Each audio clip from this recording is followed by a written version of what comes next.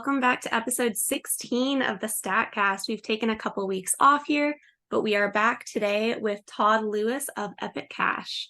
Why don't you go ahead and introduce yourself, Todd? I'm Todd. I'm a longstanding engineer on the project. I've been involved with coding since the beginning, and my day job is I'm a senior engineer at Brickboat, which does software development for clients from. All right, awesome. And then how exactly long now have you been involved with Epic Cash? Our team built the first version of Epic Cash, so we've been involved since before the beginning. Okay, so quite a while now then. Yeah, 4 years, 4 or 5. Awesome. So for anyone that's maybe not familiar with Epic Cash, because there may be a handful out there, it's a bit of a smaller project still, I would say, compared to many. Can you go ahead and kind of just give a quick rundown on what it is and kind of what in general sets it apart? Yeah, so Epic Cash grew out of a belief that Mimblewimble is important.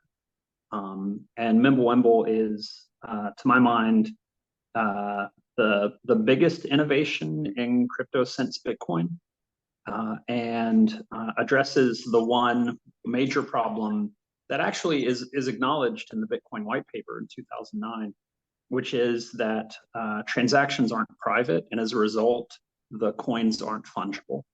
And you see that today with the issue of tainted coins on the Bitcoin chain, where different people have said these coins are not allowed to be traded or used on these platforms and whatnot. And as a result, they have a different price. And if you're accepting Bitcoin, if you accidentally accept one of those Bitcoins, you've accepted payment which is worth less than you thought it was going to be worth. And that's a real problem for a monetary asset. It's a pretty fundamental property of money that it be fungible, that every coin be worth exactly the same as every other coin. And so Mimblewimble is a major breakthrough.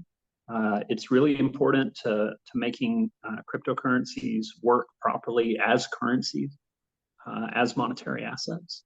And Epic really came from a belief that Mimblewimble should be the future, is probably going to be the future, and a desire to build a really good coin around that. We strongly believe that Mimblewimble is the future and should be the future of cryptocurrencies, and we wanted to build a really good coin around it. So we figured out our best approach to do that, and Epic was born. And then what led you, I guess, to the conclusion that Mimblewimble technology was the best solution to the fungibility issues?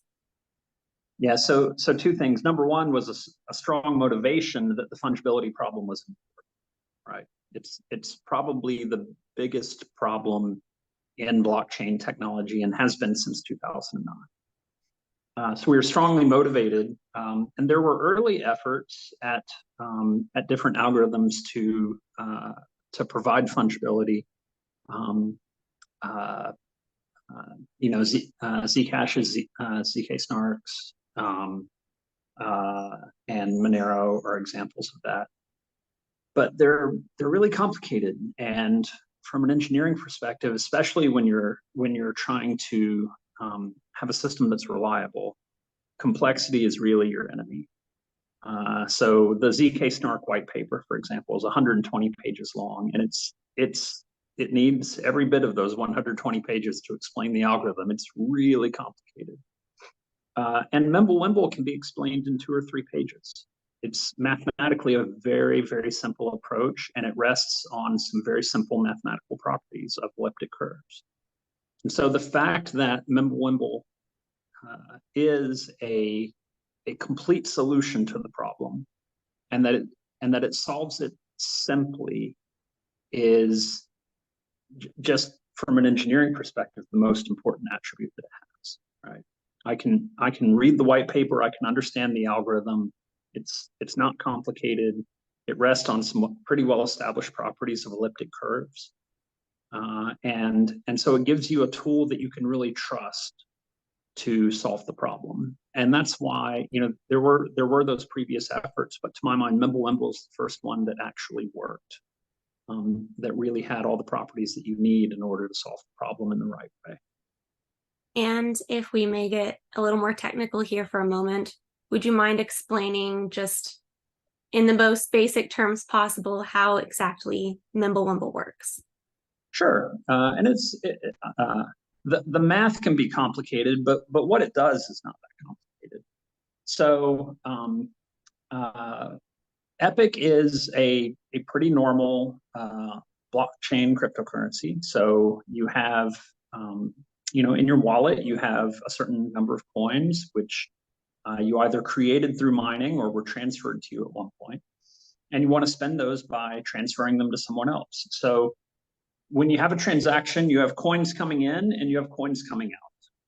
And only the current owner of the coin can authorize that.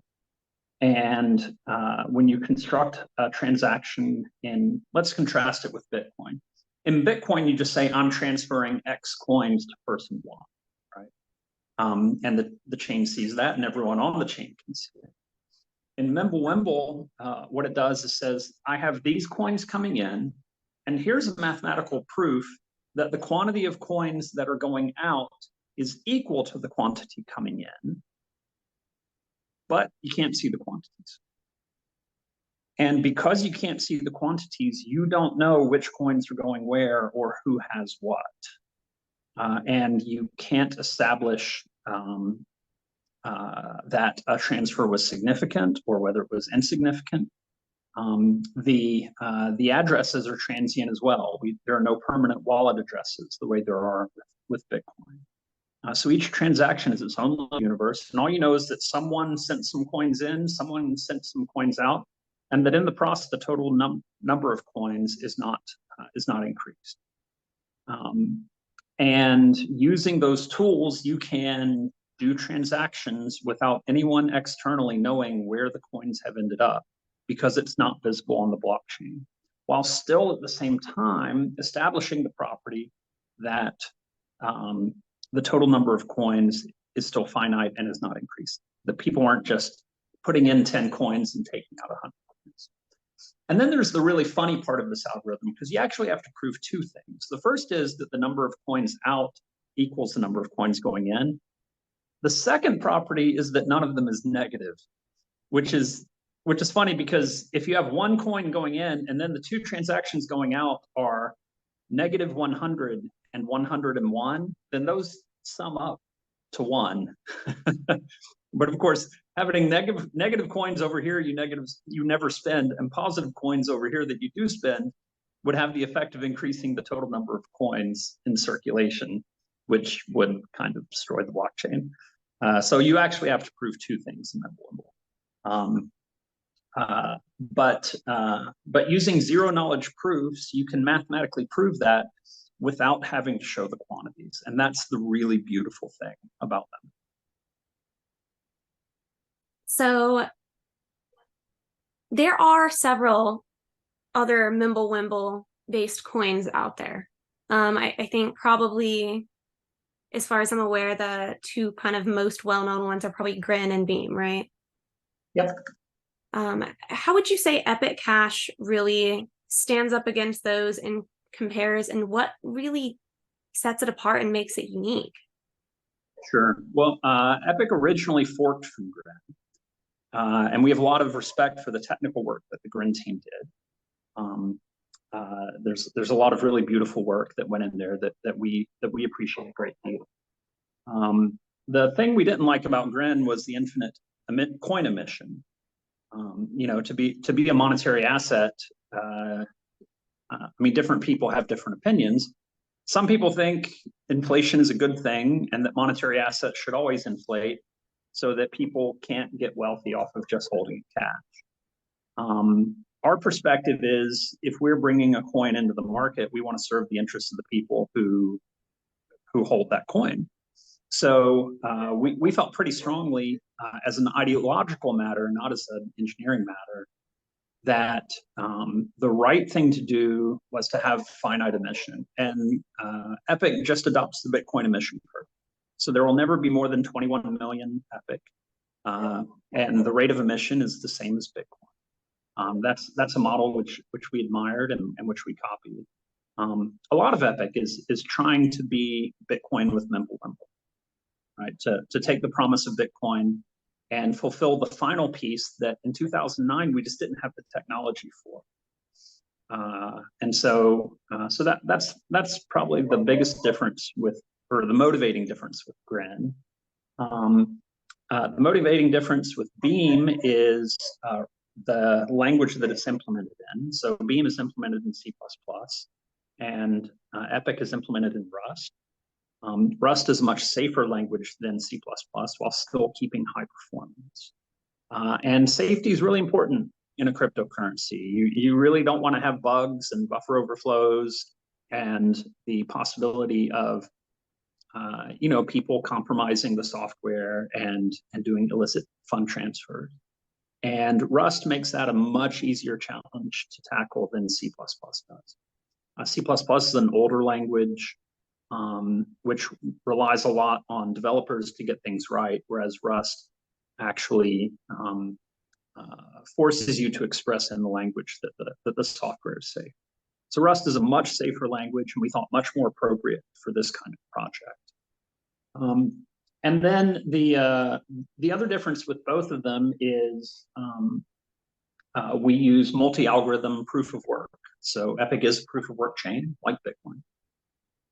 And we were worried in the long term, we want Epic to survive for a long time. There is a history of cryptography algorithms, including cryptographic checksums, having security compromises where we previously believed they were secure, but then the mathematicians do their thing and they find a way to compromise its security.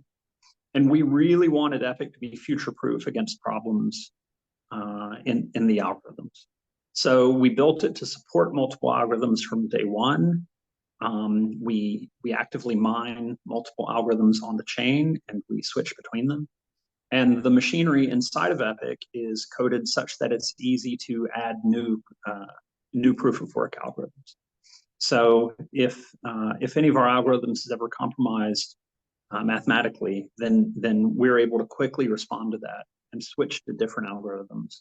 Whereas by contrast, Bitcoin only has the one proof of work algorithm, and it would be very difficult, for example, to quickly switch Bitcoin to a different algorithm if you needed to. And how would switching algorithms in this way affect anyone mining Epic, for example? Well, if they're mining the algorithm that's been compromised, they're out of luck because we're not going to use that algorithm anymore.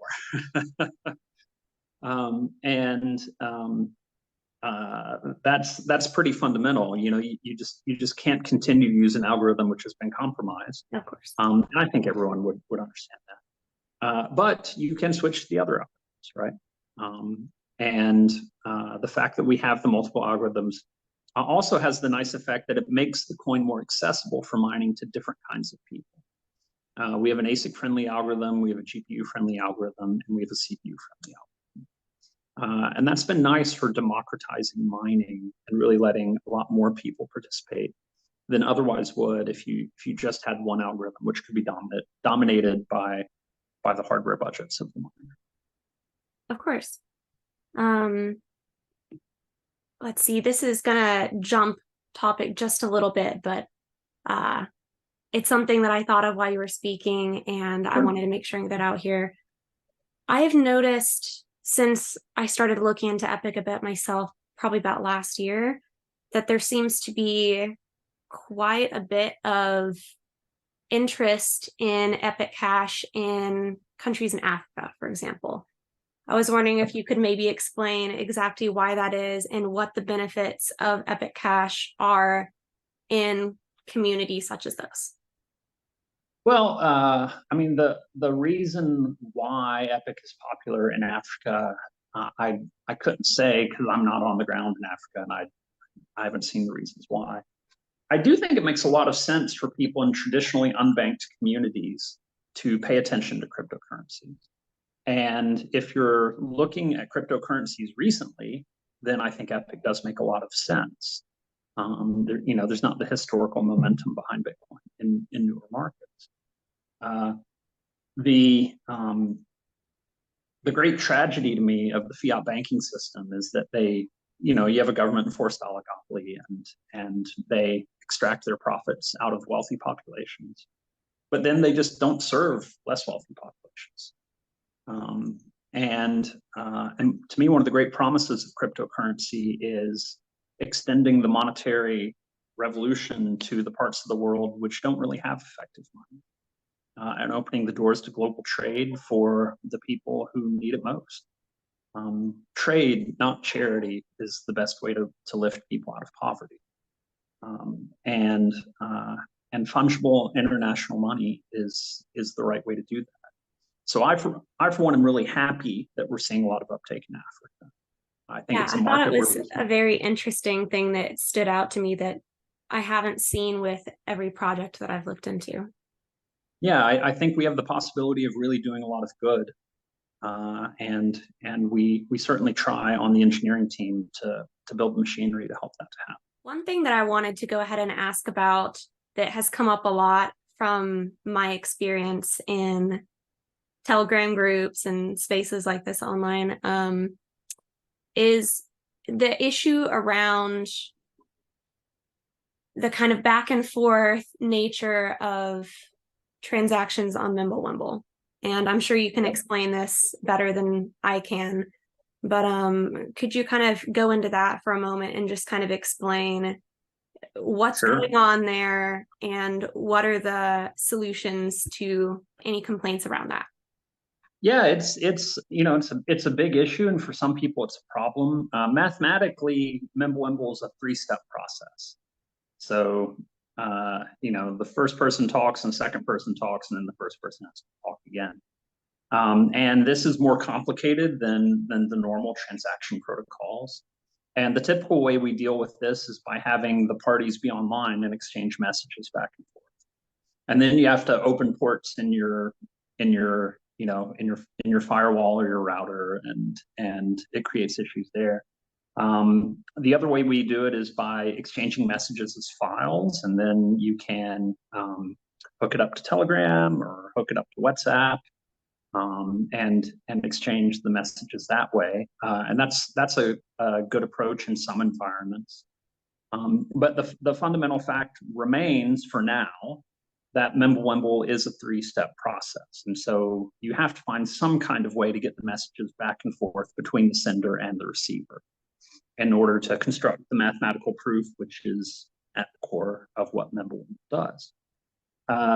So we're doing 2 things about this. The first is continuing to try to support wallet makers in being flexible in how they exchange the messages back and forth.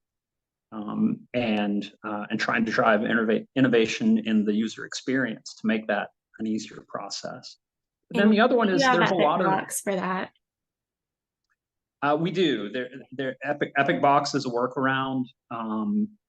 Like I said, integrating with different messaging platforms is another way that you can do it.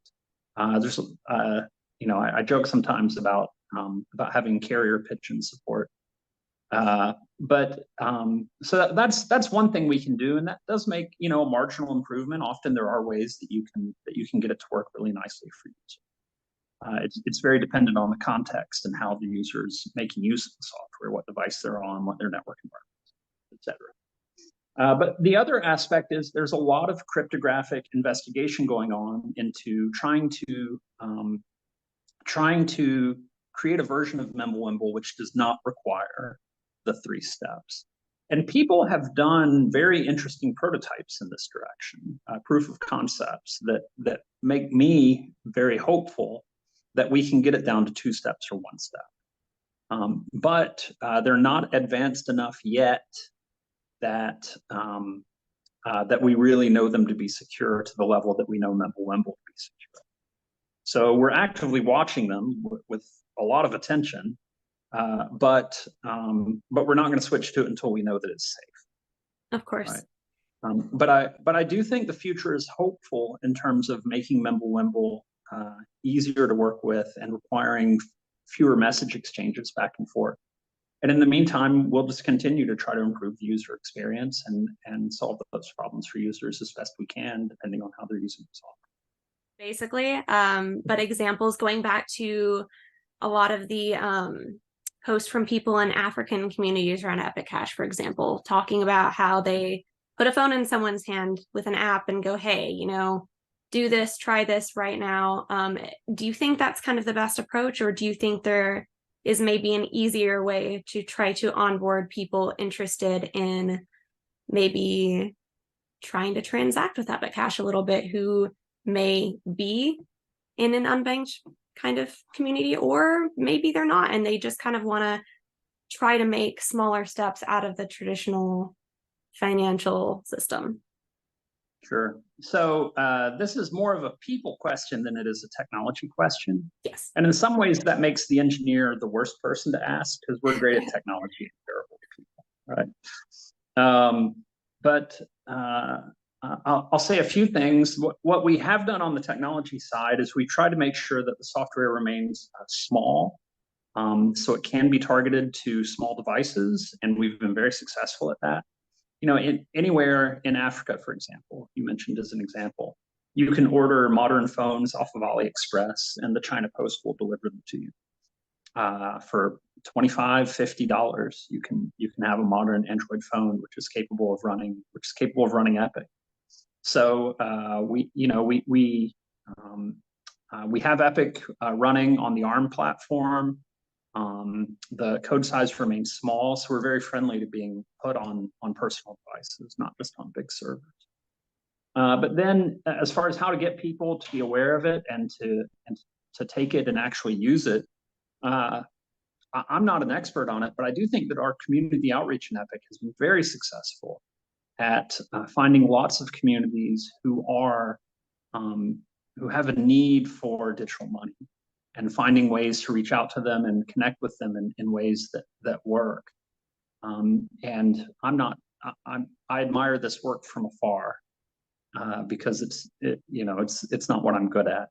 But I do admire it a great deal, and it's one of the things that makes me very happy about Epic, the fact that we're not just targeting rich suburbanites in the first world, but instead are building a global community and serving a global community in terms of giving them digital money, which really works. What do you think the future is, at least in the short term, for Epic Cash, and then hopefully in the long term as well? We could touch on that too, but starting with just short term, are there any plans for anything that you'd like to discuss? Yeah, I mean, we're always cooking up stuff in the lab. We're starting to use quantum resistant algorithms, and we're using them in a very limited way, but we're adding them into the chain. That's another safety and survivability issue. We really want Epic to be safe if the quantum apocalypse comes, where quantum computers break a lot of existing cryptography. We've got speed ups and bigger blocks, which help users with faster transactions and greater capacity on the chain. We've got a lot of capacity, and it's growing. And then we have other stuff cooking in the lab, where different ideas, for example, trying to reduce the number of message steps without compromising the existing Mimblewimble protocol. There's some workarounds that we have ideas about that we're playing with to try to improve on that. We've got a lot of ideas in the labs as far as innovations that we can do, and we're working on some of them right now. And short term, that's what I know that we're doing on the technical side to advance the chain. Longer term, if there is a cryptographic breakthrough in how Mimblewimble works, then I really expect Epic to be right at the front of adopting, because we are determined to. I mean, our whole mission is to take Mimblewimble and turn it into actual useful. So we're, and I think the future is very hopeful in that. I think Epic's going to be around for a long time, because we put more attention than almost any other chain into being long-term survivable. The cryptographic compromises are not as dangerous to us as they are to other chains, because we've designed for them and we've built to be robust against them. And with a long timeline, we've got a lot of runway to have humanity make this choice of what kind of money do we want to have? Do we and it's really an individual choice. You know, how do you choose to hold your wealth? Do you want to hold it in government controlled currencies, which is one choice? Do you want to hold it in consensus based digital money? Is another choice. And philosophically, we're just trying to grow the set of choices and make our choice as good as we can. And over time, I think this is going to continue to play out. I don't think the next decade is going to be a great decade for fiat currency. Well, I absolutely agree with you on the choice front there. That's kind of where I land philosophically on things as well. Putting aside any competitive nature of different projects, I just enjoy seeing more freedom of choice for people. And I would be very disappointed to see that go away anytime in the future. So I hope to see that continue to increase as well with projects like Epic Cash. Yeah, and we're, you know, our work is focused on making Epic the best coin that it can be, right? And solving the digital money problem in the best way possible. And if we do that, then we're helping. You know, we're helping create more choices for people. It's easy to, you know, when you think of money, you think of the Kardashians and private jets and all these silly things. But it's easy to forget because it was so long ago. But the advent of money was really fundamental to allowing us to cooperate on a planetary scale in solving, you know, the economic problem of production. It's money that allows us to, you know, be on different continents and still trade and cooperate in doing work and solving problems for people. And so money is a really important problem for society. You know, it's really important to have good solutions.